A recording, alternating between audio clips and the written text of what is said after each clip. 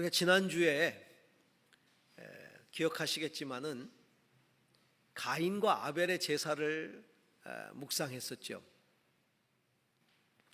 가인과 그가 드린 제물은 거절하시고 아벨과 그가 드린 제물은 받으셨다. 단지 제물의 문제가 아니라 가인과 드린 사람, 가인과 그 제물, 아벨과 그 제물, 강조하시는 것이 제사를 드리는 사람이라는 겁니다. 그런데 그 제사 드리는 사람의 삶을 우리가 생각하는 것, 가인과 아벨의 제사를 통해 그걸 뛰어넘어서 좀 더 근본적인 내용을 우리가 좀 들어가 보고자 합니다. 히브리서는요, 많은 구약의 이야기들을 하면서 11장, 히브리서 11장에 믿음의 사람들 이야기를 쭉 하고 있습니다. 그 믿음의 사람들 이야기를 하면서 거기에 아벨 이야기를 하고 있어요. 아벨이 드린 제사를 이야기합니다. 그러니까 구약 내용에 대한 신약적 주석이라고 할까요? 어떻게 그것을 이해해야 하는지 그것을 이야기해 주고 있습니다. 자, 히브리서 11장 4절을 한번 보시기 바랍니다. 같이 읽습니다. 믿음으로 아벨은 가인보다 더 나은 제물을 하나님께 드렸습니다. 이런 제물을 드림으로써 그는 의인이라는 증언을 받았으니 하나님께서 그의 예물에 대하여 증언하여 주신 것입니다. 그는 죽었지만 이 믿음으로 말미암아 아직도 말하고 있습니다. 여기 보면 굉장히 중요한 두 단어가 믿음으로 아벨은, 그러니까 믿음이라는 이야기, 그 다음에 가인보다 더 나은 제물이라는 이야기가 핵심이죠. 믿음으로 더 나은 제물을 드렸다. 그리고 하나님이 예물에 대하여 증언하신다. 이렇게 말하고 있어요. 믿음으로 드린 제사, 그리고 예물, 여기에 초점을 맞추고 있습니다. 가인과 아벨이 드린 제물에 차이가 있다는 것을 신약은 얘기하고 있어요. 중요한 건 믿음으로 더 나은 제물을 드렸다는 거죠. 그럼 더 나은 제물이란 어떤 믿음을 가지고 드린 걸까요? 자, 가인과 아벨이 드린 제사는 감사의 제사였을 거예요. 왜냐하면 당시에 감사 제사 외에는 다른 제사는 존재하지 않았으니까. 모세 시대에 한참 세월이 흘러서 모세 시대에 가서야 하나님이 율법의 제사에 대해서 규정을 해 놓으셨거든요. 그러니까 그 이전에는 특히 가인 아벨이라고 하면 바로 아담의 자녀들이잖아요. 하나님이 어떤 제사의 제도를 말씀해 주시지 않았던 때잖아요. 그러니까 이제 감사로 드렸겠죠.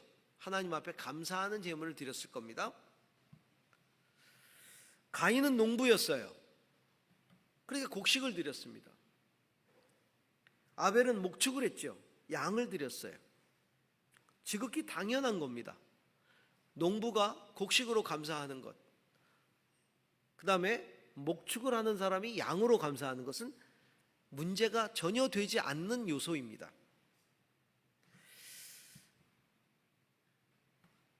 그런데 왜 이 제물에 대하여 하나님이 증언했다라고 말하고 있을까요? 물론 우리가 지난주 설교 그리고 지난주 살펴봤던 말씀들에 근거해서 보면 믿음으로 드렸다는 것이 문제구나. 그러면 그 믿음으로 드렸다는 것은 제물을 드릴 때 가인의 믿음의 삶이 들어가고 아벨의 믿음의 삶이 들어갔을 때 그들의 삶의 문제가 있으니 제물 또한 하나님이 하나는 받고 하나는 받지 않으셨을 거야. 그러니까 삶이 담겨 있는 제물이었기 때문에 그럴 수 있어. 믿음이란 바로 그런 것들을 이야기하는 걸 거야라고 우리가 생각해 볼 수 있지요. 그런데 그렇게 삶의 초점만을 맞추지 말고 조금 더 제사라는 좀 더 근본적인 데 좀 초점을 맞춰 보면, 훗날에 모세에게 하나님이 제사라는 제도를 가르쳐 주셨을 때로 더 나아가서 그때의 제사에 비추어서 우리는 추론을 해볼 수가 있어요. 모세에게 가르쳐준 제사가 5가지가 있었죠. 헌신의 번제, 속죄의 속죄제, 그 다음에 또 여러 가지 일들, 사건과 관계돼서 하나님 앞에 속죄를 드리는 속건제, 그 다음에 화목제, 그리고 소제가 있었어요. 그 가운데 자원에서 드리는 제사가 감사제, 이 화목제, 그리고 소제, 번제, 이런 것들 자원에서 드리는 거예요. 헌신, 감사, 이런 것들은 자발적으로 자원해서 드리는 건데, 무조건 의무적으로 드려야 하는 제사가 있어요. 누구나 다 무조건. 그게 속죄제와 속건제예요. 둘 다 합쳐서 속죄제입니다. 이 속죄제는 선택사항이 아니에요. 의무예요. 특히 대속죄일이 되면 1년에 한 번씩 모든 사람들은 다 가서 개별적으로 속죄제를 드리기도 하지만, 의무적으로 다 가서 대속죄는 다 속죄를 해야 되는 거예요. 의무적으로 드리는 제사예요. 근데 화목제하고 소제는 자원해서 드리는 거예요. 자, 이 이야기는 뭘 의미할까요? 자원해서 드리는 제사를 너희가 드리는 것을 내가 기쁘게 여긴다. 하지만 무엇이 반드시 선행되어야 한다? 속죄의 의무가 선행되어야 한다라는 겁니다. 속죄 없이는 감사가 의미 없다는 겁니다. 반드시 속죄를 하고 감사를 드려야 된다. 속죄를 어떻게 드렸어요? 다른 짐승을 잡아서 그 짐승을 죽여서 그 피를 가지고 속죄의 제사를 드렸어요. 그래서 다른 짐승을 가지고 속죄를 한다. 그래서 그것을 구속이라는 표현을 써요. 구속. 속해서 구원한다, 이런 뜻이잖아요. 속해서 구원한다. 다른 짐승이 대신 속죄의 제물이 돼서 나를 구원해서, 이것을 대속이라고도 말하죠. 원래 그 사건 자체는 구속인데 다른 짐승이 대신해서 나를 대신해서 죽으니까, 값을 치르니까 대속. 그리고 그렇게 속죄, 죄값을 치르는 그 속죄 자체에 초점을 맞추면 속량이라고 합니다. 속량, 값을 지불하는 거예요. 속량. 왜 다른 짐승의 속죄가 필요할까? 자, 히브리서 기자는 이렇게 이야기합니다. 히브리서 9장 22절 같이 읽습니다. 율법에 따르면 거의 모든 것이 피로 깨끗해집니다. 그리고 피를 흘림이 없이는 죄를 사함이 이루어지지, 피를 흘림이 없이는 죄 사함이 없다는 거예요. 죄의 값은 죽음으로 치러야 되기 때문에, 죄의 삭은 사망이라 반드시 피값이 지불되어야 되는 거예요. 그리고 화목제라는 감사제도 속죄의 제사가 이루어지고 나서 감사의 화목의 감사를 해야 되는 것이죠. 그리고 화목제 자체도요, 그냥 화목이 되지 않아요. 하나님과 화목제 자체 안에도 짐승을 죽여야 돼요. 그 대속의 내용이 들어가야 됩니다. 그 자체 안에도 늘 속죄제를 드려야 할 뿐만 아니라 하나님과 화목하는 화목제 자체도 피 흘림이 없은지 화목이 되질 않는 거예요. 소제는 어떤가요? 소제는 곡식을 빻아요. 곡식을 빻아가지고 그것을 굽거나 부쳐가지고 그것을 하나님 앞에 드리는 게 소제거든요. 비교적 간단한 제사죠. 그런데 이 소제는 절대로 이 소제만 가지고 제사를 드릴 수 없어요. 다른 제사를 드릴 때, 피의 제사를 드릴 때 같이 드리는 거지, 이 소제만 하나님 앞에 내어 드릴 수 없어요. 단독 제사가 될 수가 없다는 거죠. 뿐만 아니라 속죄 제를 다 드리고 나서, 의무를 이행하고 나서 드리는 게 소제예요. 이 감사제잖아요. 자, 무슨 의미를 지니고 있습니까? 하나님이 받으시는 감사는 반드시 속죄라는 절차가 이루어진 이후에 진행되어야 한다는 겁니다. 우리가 많은 감사의 예물을 하나님 앞에 드려요. 감사합니다. 뭐 요즘으로 말하면 감사 헌금 드리는 것 같은 거죠. 감사의 예배도 드리고 감사의 헌물도 드리고 다 감사를 해요. 그런데 죄의 문제를 해결하지 않고, 우리 안에 있는 죄의 문제를 하나님 앞에 해결하지 않고 감사를 한다? 하나님이 그거 기쁘게 여기지 않는다는 겁니다. 뭐 마찬가지로 우리가 예를 들면 자식이 나한테 뭔가 감사한 것들을 가져왔는데 자식이 매일 죄를 짓고 살아요. 뭔가 잘못을 저질러요. 그런데 부모에게 그 잘못 저지른 것 가지고 그걸 가지고 뭔가를 많이 사가지고 부모에게 와서 감사를 한다? 여러분, 그 감사가 달가우세요? 절대 그렇지 않죠. 진정한 감사는 하나님 앞에 진정한 감사는 하나님 앞에서의 속죄가 이루어진 다음에 이루어지는 거예요. 자, 가인과 아벨로 돌아가 보시면, 가인과 아벨 당시에 구체적인 제도가 없었어요. 그렇지만 하나님이 가인에게 원하셨던 게 뭘까요? 비록 그가 감사의 제사를 곡식으로 드리고는 있지만, 우리가 살펴본 대로 가인이 의롭지 않았잖아요. 의롭지 않은 가인이 감사의 제사로 곡식을 드린다 할지라도 그의 마음 가운데 진정한 회개와 참회가 있기를 원하셨던 것이죠. 그래서 안 받으신 거예요. 곡식이기 때문에 안 받은 게 아니에요. 그 안에 진정한 참회가 없었기 때문에. 자, 아벨은 어때요? 아벨은 뭐 속죄제는 피를 드려야 되는 걸 알아서 양을 드렸나요? 그게 아니에요. 그도 감사제로 양을 드렸지만 그의 삶이 하나님 보시기에 의로웠어요. 그러나 그럼에도 불구하고 그가 양으로 드리는 그 피 흘림 속에 하나님은 속죄의 제사 의미를 부여하신 거죠, 거기다가. 그래서 그거를 받으신 거예요. 그러면서 우리의 삶에 하나님께 드려지는 제사를 위해서 참된 속죄와 회개가 필요하다는 것을 가르쳐 주신 겁니다. 시편 51편은 그것을 이렇게 이야기하고 있어요. 시편 51편 16절 17절 같이 읽습니다. 주께서는 제사를 기뻐하지 아니하시나니 그렇지 아니하면 내가 드렸을 것이라. 주는 번제를 기뻐하지 아니하시나이다. 하나님께서 구하시는 제사는 상한 심령이라.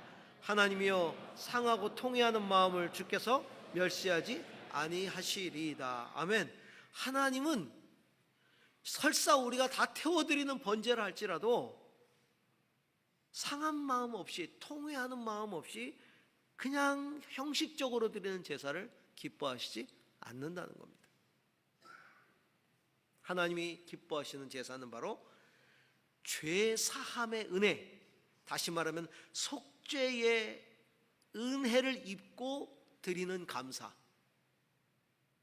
그 감격으로 드리는 감사, 내 죄 사함, 그 은혜가 너무 커서 그 감격으로 하나님 앞에 찬양하고 하나님 앞에 드리고 시간도 드리고 정성을 드리는 그 예배를 하나님이 받으신다는 겁니다. 그것을 우리는 구속의 제사라고 얘기해요. 구속이 이루어진 제사, 구속이 이행된 제사라는 뜻이죠. 자, 오늘 그 구속의 제사를 좀 몇 가지 살펴보고자 합니다. 자, 25절 26절 히브리서 다시 한번 읽어보겠습니다. 대제사장은 해마다 짐승의 피를 가지고 성소에 들어가지만 그리스도께서는 그의 몸을 여러 번 바치실 필요가 없습니다. 그리스도께서 그 몸을 여러 번 바치셔야 하셨다면 그는 창세에 이르러 여러 번 고난을 받아야 하셨을 것입니다. 그러나 이제 그는 자기를 희생 제물로 드려서 죄를 없이 하시기 위하여 시대의 종말에 단 한 번 나타나셨습니다. 구속의 제사는 희생 제물을 통해서 드리는 제사라는 걸 강조하고 있는 것이죠. 구약의 제사를 다시 한번 이야기하고 있는 겁니다. 여러분, 제사는 하나님께 나아가는 거예요. 하나님께 나아가는 데 있어서 가장 중요한 건 거룩입니다. 하나님은 제사로 언약한 백성들에게 거룩을 원하셨어요. 자, 레위기 19장 2절을 보세요. 이스라엘 자손 온 회중에게 말하여라. 너는 그들에게 이렇게 일러라. 너희 하나님인 나 주가 거룩하니 너희도 거룩해야 한다. 제사로 언약한 백성들에게 하나님이 요구하시는 것은 내가 거룩하니 너희도 거룩하라는 거예요. 하나님은 거룩하기 때문에 거룩하지 않으면 하나님께 나올 수가 없는 거예요. 제사 드릴 수가 없는 거예요. 그런데 거룩을 무너뜨리는 가장 큰 이 요인이 뭡니까? 죄예요, 죄. 그러니까 죄의 문제가 해결되지 않고서는 절대로 거룩하신 하나님 앞에 나아갈 수가 없다는 거죠. 그래서 사도 바울은 세상 모든 사람들이 다 죄를 지었기 때문에 하나님의 영광에 이르지 못한다고 말하고 있어요. 로마서 3장 23절 굉장히 유명한 구절이죠. 함께 한번 읽습니다. 모든 사람이 죄를 범하였습니다. 그래서 하나님은 하나님의 영광에, 사람은 하나님의 영광에 못 미치는 처지에 놓여 있습니다. 모든 사람이 죄를 지었대요. 예외 없이. 그래서 하나님의 영광에 이르지 못한다는 겁니다. 하나님께 나아갈 수 없다는 거예요. 거룩을 잃어버린 거예요. 죄 때문에. 그런데 거룩을 잃어버린 이 사람들이, 하나님께 나올 수 없는 사람들을 나올 수 있도록 하신 것이 하나님이 속죄의 제사로서 그렇게 나오게 하신 거예요. 속죄의 제사를 드리면 너희가 나에게 나올 수 있다. 이 제사가 뭡니까? 속죄의 제사? 다른 존재가, 다른 동물이, 다른 재물이 내 대신 죄값을 치르는 게 속죄예요.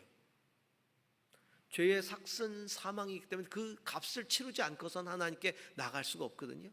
근데 그것을 제물에다가 치르게 한 거예요. 누가? 하나님께서 그렇게 만드신 거예요. 우리가 어떻게 죽습니까? 하나님 그래서 길을 열어주셔야죠. 딴 제물이라도 이렇게 한 게 아니라 하나님이 그 길을 열어주셨어요. 소, 양. 그럼 소, 양 없으면 어떡합니까? 산비둘기라도, 비둘기라도, 가난한 사람들을 위해서 비둘기라도 잡아서 그 피를 가지고 나가는 것이죠. 오늘 특별히 성경은 대제사장이 1년에 한 번 들어가는 대속죄일을 이야기하고 있는 거예요.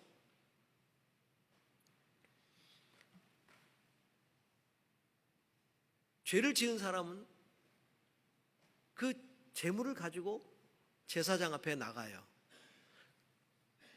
그래서 양 2마리, 한 마리는 2마리 다 안수를 해요. 다 안수를 해요. 그러니까 안수를 하는 의미는 뭐냐면 죄를 뒤집어 씌우는 거예요. 그 재물에 죄를 뒤집어 씌워서 한 마리는 죽여요. 죄를 뒤집어 쓴 재물을 죽입니다. 그리고 그 피의 생명이 있기 때문에 생명의 값이 지불됐다는 거예요. 피를 받아서 제사장이 그 피를 들고 지성소로 들어가는 거예요. 성막의 지성소 안에 뭐가 있습니까? 언약궤가 있어요. 그 언약궤 안에는 하나님의 말씀을 담은 돌판이 들어있어요. 그 언약궤 뚜껑, 이 그룹 천사의 형상이 조각되어 붙어 있어요. 그 양 그룹 천사 서로 날개를 펴서 서로를 바라보고 있는 그 뚜껑에 붙어 있는 그 언약궤 날개 가운데, 거기를 속죄소라고 얘기합니다. 혹은 시은좌, 베풀시 은혜인 자리좌, 그 은혜가 베풀어지는 장소라는 뜻이에요. 모든 인간의 죄는 하나님의 말씀 앞에서 드러나는 거예요. 전부 다 말씀 앞에 드러난 인간의 죄를 피를 뿌려서 덮어요. 핏값이 지불됐다고 하나님 앞에 선언하는 거예요. 그럼 하나님이 은혜를 베푸셔요. 그 시은 좌에 하나님의 영광이 임하는 거예요. 하나님이 그것을 받으셨다. 그때 모든 백성들은 대제사장이 그것을 피를 들고 들어가면, 지성소로 들어가면 전부 다 엎드려서 거의 죽은 듯이 있습니다. 그때 하나님이 그 피를 보시고 너희의 죄값이 치러졌다라고 선언하시면 그 지성소 속죄소에 하나님의 영광의 구름이 임합니다. 그러면 백성들이 그걸 보고 다 일어나서 그때부터 하나님을 찬양하기 시작하는 거예요.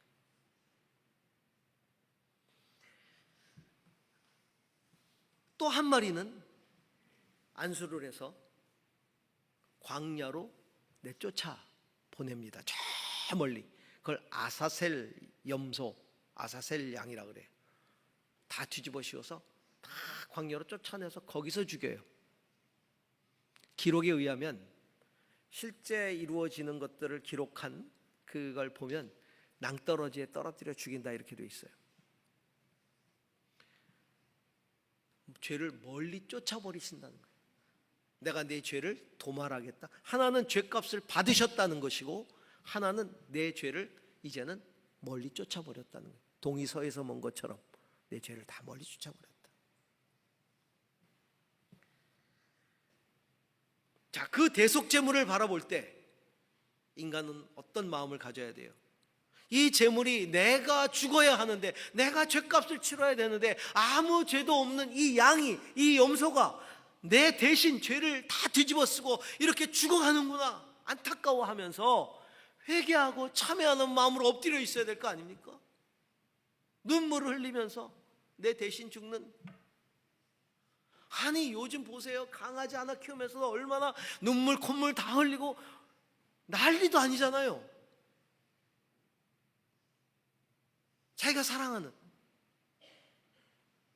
그런데 그 사랑하는 양이, 사랑하는 이 소가 내 죄를 다 뒤집어 쓰고 그냥 죽는단 말이에요. 그때 엎드려 회개하면서 하나님 제가 죽어야 되는데 저 제물이 대신 죽습니다. 주여 긍휼히 여겨주세요. 제 죄 때문입니다. 제가 다시는 죄를 짓지 않도록 제가 최선을 다하겠습니다. 이런 마음이 있어야 되지 않겠습니까? 그런데 이스라엘 백성들이 이 구속이라고 하는 이 제사를 우습게 여기기 시작했어요. 아, 그냥 드리니까, 매년마다 드리니까 하나님이 용서하시는구나. 그러니까 습관이 되어버렸어요. 죄 막 짓고, 그리고 하나님 앞에 나가서 또 회개하는 척하고 엎드려 있고, 그리고 또 끝나고 나면 또 죄 짓고, 습관적 제사 행위를 하고서는 자기 스스로를 사하는 어리석음을 범한 거예요. 내 스스로를 스스로 사한 거예요. 하나님이 사한 게 아니라 내가 사했다. 하나님이 용서하셨다. 그리고 반복적으로 의도적으로 또 똑같은 죄들을 계속 짓는 거죠. 그래서 하나님이 뭐라 그래요? 더 이상 재물을 들고 나에게 나오지 말라. 내가 원하는 것은 너희의 재물이 아니라 너희의 상한 마음이다. 여러분 꼭 기억해야 합니다. 참회 없는 구속은 존재하지 않아요. 참회가 있어야 돼요. 오늘 우리가 하나님 앞에 나와서 예배하는 이 예배는 진정한 구속의 참회가 있는 예배입니까? 죄사함의 구속을 위해서는 반드시 참회의 고백과 결단이 있어야 되겠죠. 그래요, 우리는 완전하지 않습니다. 우리는 죄를 짓습니다. 물론 우리의 원죄는 예수 그리스도의 십자가의 보혈로 용서되었지만 우리는 세상 속에서 또 죄를 지을 수밖에 없는 존재들이에요. 생각과 말과 행위로 우리는 죄를 지어요. 내가 어떤 생각을 했는지, 나쁜 생각을 했어도 우리는 그 생각조차 기억도 못해요. 내가 어떤 말을 했는지 기억도 안 나요. 내가 누구를 어떻게 아프게 했는지 남은 기억하고 있는데, 생생하게 기억하고 있는데, 내가 한 행동이 남에게 어떤 것들을 했는지 우리는 부지불식간에 너무나 많은 죄를 짓는단 말이에요. 그거 어떻게 할 거예요? 그러니까 우리가 이것들을 가지고 나와서 주 앞에 참회하는 것이죠. 매주 예배 때마다 주님, 제가 부지불식간에 지은 죄악들 다 참회합니다. 그렇게 참회해서 우리가 사함을 받을 수 있는 근거가 뭐예요? 예수 그리스도께서 이미 단 한 번 들어가셔서, 오늘 대제사장은 해마다 가서 짐승의 피를 가지고 들어갔지만 그리스도께서 몸을 여러 번 바치실 필요가 없다. 들어가셔서 그분이 지성소에 들어가셔서 자기 십자가에서 그 피를 흘리셨기 때문이다. 우리는 그 예수 그리스도를 믿는 사람이기 때문에 우리는 그 죄를 가지고 그리스도의 십자가 앞에 나가는 거죠. 여러분, 우리의 예배가 정말 구속이 일어나는, 구속의 영광이 일어나는, 은혜가 일어나는 그런 예배, 영광스러운 예배가 될 수 있기를 바랍니다. 자, 27절 28절 다시 한번 읽습니다. 사람이 한 번 죽는 것은 정해진 일이요 그 뒤에는 심판이 있습니다. 이와 같이 그리스도께서도 많은 사람의 죄를 짊어지시려고 단 한 번 자기 몸을 제물로 바치셨고 두 번째로 죄와 상관없이 자기를 기다리고 있는 사람들에게 나타나셔서 구원하실 것입니다. 예수님이 희생 제물이 되셨다는 거예요. 예수님이, 하나님이 이제 반복적이고 무의미한 이 속죄의 제사를 거절하시고 친히 구속의 제물을 준비하셨다. 그게 바로 그 아들 예수 그리스도를 인간으로 보내셔서 죽게 하시는, 그 아들이 제물이 되게 하시는, 그 당신의 피를 가지고 지성소로 들어가셨어요. 주님이 들어가신 지성소는 영광스러운 예루살렘의 성전의 그 지성소가 아니라 저 성문 밖 갈보리 언덕의 십자가예요. 성문 밖 제사, 성문 밖 제물. 다음 주 설교 제목이에요. 성문 밖 제사. 오늘 이렇게 흘려드리는 거예요. 성문 밖 제사. 오늘 반복적으로 나오는 말 있잖아. 단 한 번. 인간은 단 한 번 죽습니다. 그리고 돌이킬 수 없는 단 한 번의 심판을 받아요. 항소할 수 없어요. 딱 한 번 심판을 받아요.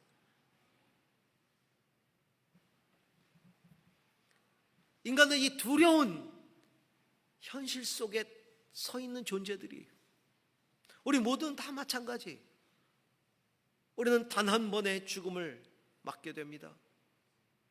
그리고 단 한 번의 심판으로 우리는 영원한 상급과 형벌이 결정이 되는 거예요. 그런데 죄 문제를 해결하지 않고서는 우리는 그 심판을 피할 수가 없는 거예요. 하나님께서 예수 그리스도를 희생 제물로 보내심으로써 우리가 구원 얻을 길을 만들어 놓으신 거예요.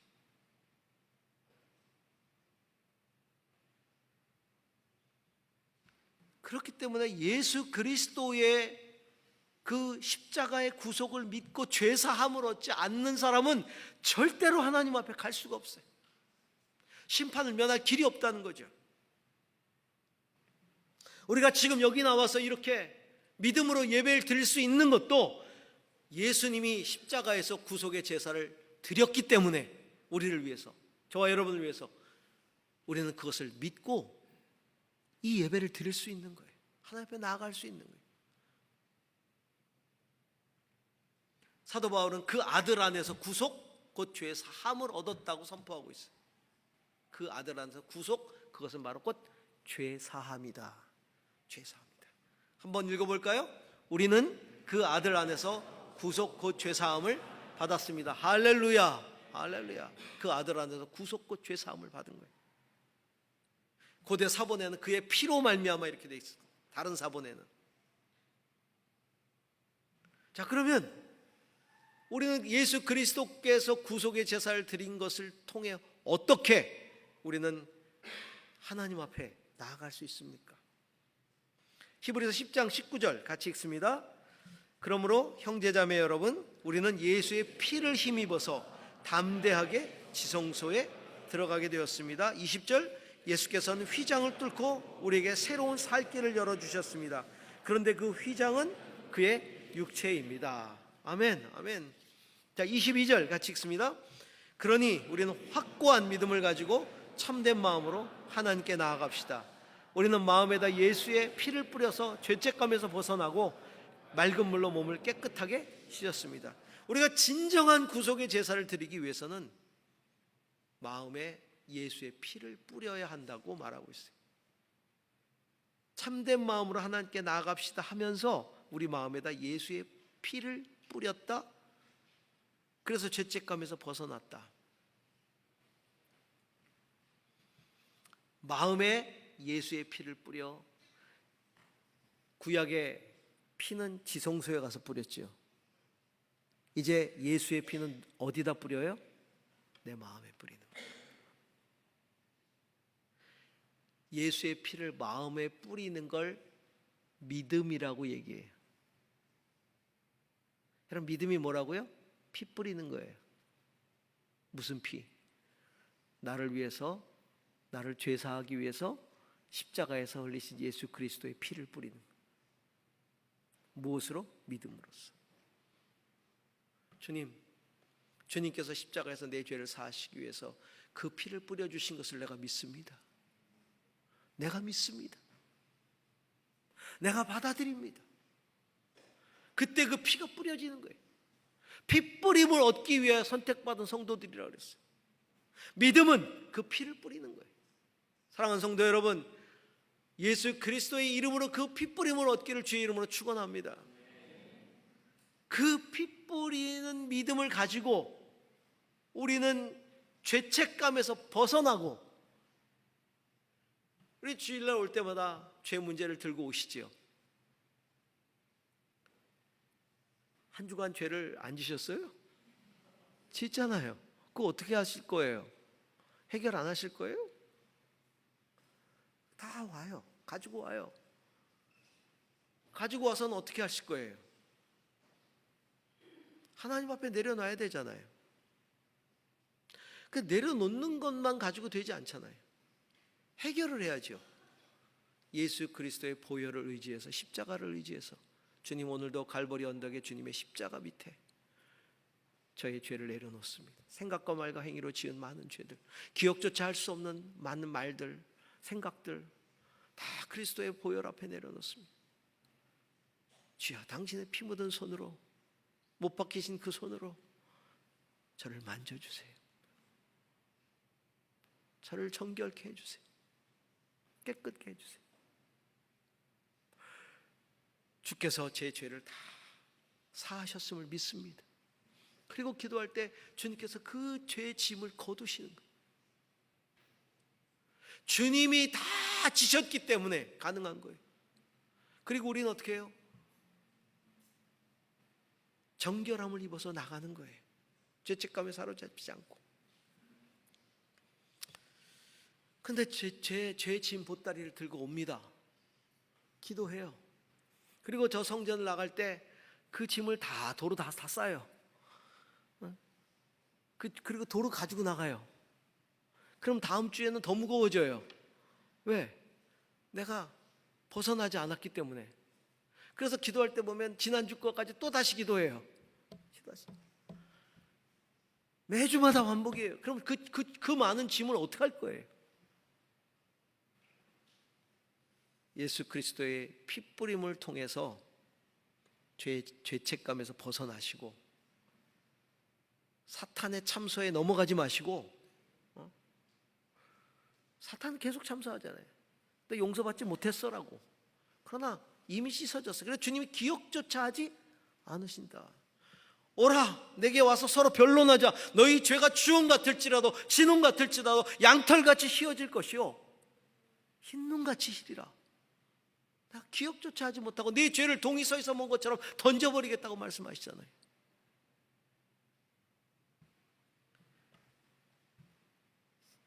그래서 사도 바울이 이렇게 말하고 있어요. 자, 로마서 10장 9절에서 10절 같이 읽어볼까요? 내가 만일 내 입으로 예수를 주로 시인하고 또 하나님께서 죽은 자 가운데 살리신 것을 내 마음에 믿으면 구원을 얻으리라. 사람이 마음으로 믿어 의에 이르고 입으로 시인하여 의에 이른다고 얘기했잖아요. 의에 이른다.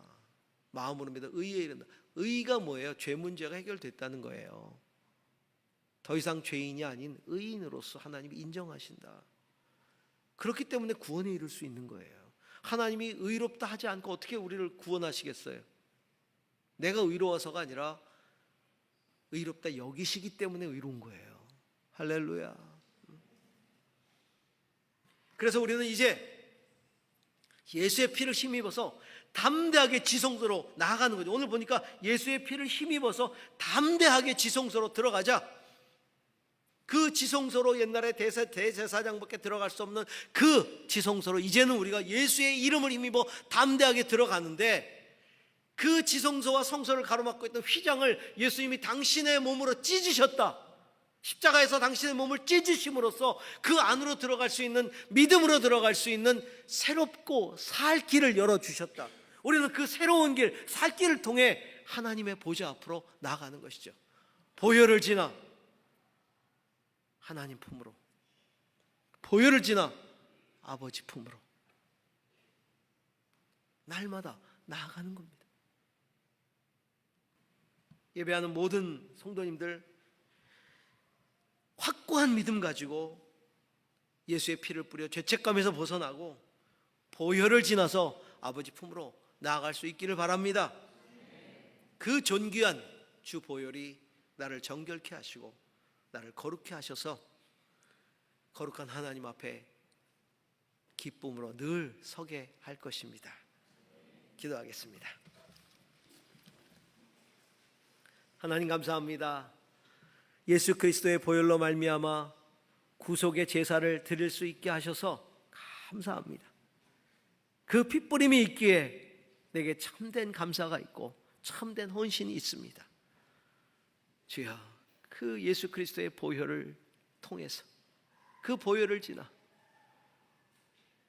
찢겨진 휘장을 넘어 거룩한 보좌 앞으로 나아갈 수 있는 저희들의 믿음이 되게 하여 주옵소서. 우리의 예배가 그런 예배가 되게 하여 주옵소서. 예수님 이름으로 기도합니다. 아멘.